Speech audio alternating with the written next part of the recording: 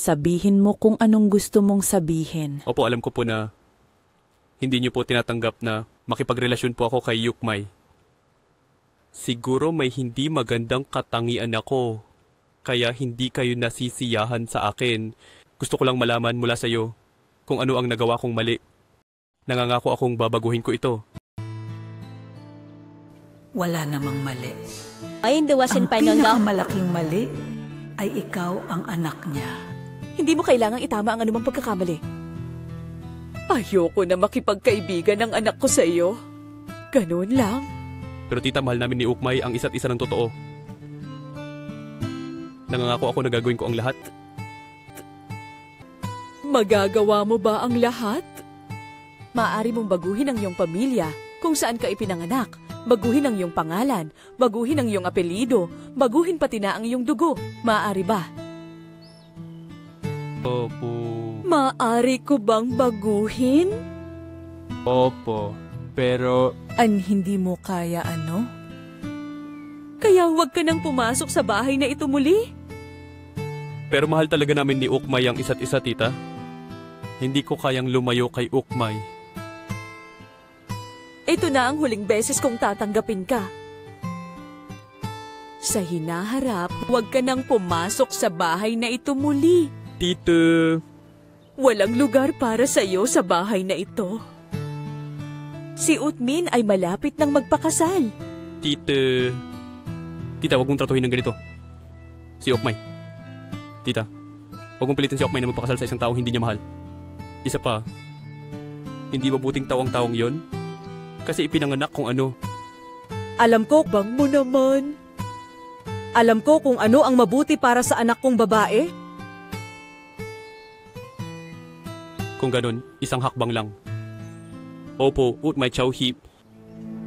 Isasama ko si Utmay. Paano mo nagawa iyon?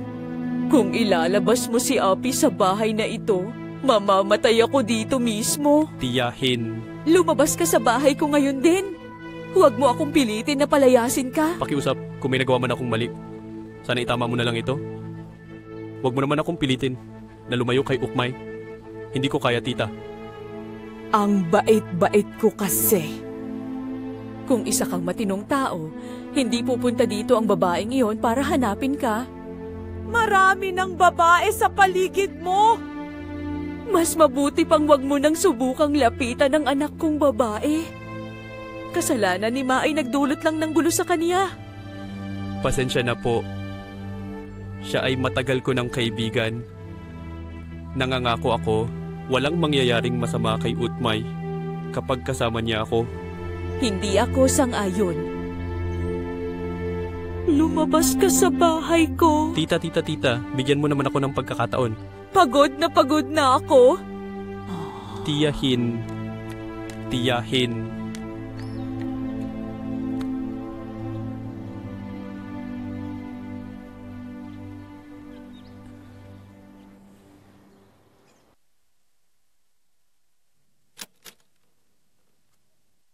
Saan ka na naman pupunta? May appointment akong kumain. Kasama ang kliyente ngayon. Kumain ka na lang mag-isa. Hindi ako kakain sa bahay ngayon. Tinapos na ba ng opisyal ang kontrata doon sa ilalim? Sinabi ko na sa'yo eh. Negosyo ito. Hindi basta-basta pwedeng kansilahin ang kontrata. Higit sa lahat, gusto kong mahalin ang kontrata. Kailangan mong humanap ng ibang kliyente. Wala pa tayong kliyente ngayon. Tigilan mo na ang pagdadahilan? Kaya ganun, hindi kita kailangan. Alam ko kung paano lutasin ang problemang ito. Sige na, huwag mong gawin yan. Inaasahan mong gagawin ko ang trabaho.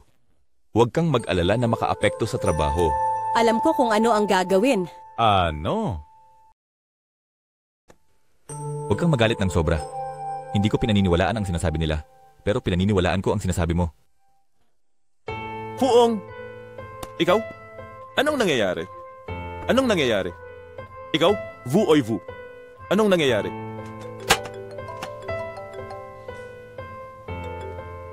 Opo, nakikinig po ako. Min, ang bigat ng nanay ko. Umuwi ka na rin agad. Ano ang sabi mo? May sakit ba si nanay? Nilalagnat pa rin siya, walang ganang kumain, at inuubo pa. Oo, sige, alam ko na. Uwi na ako.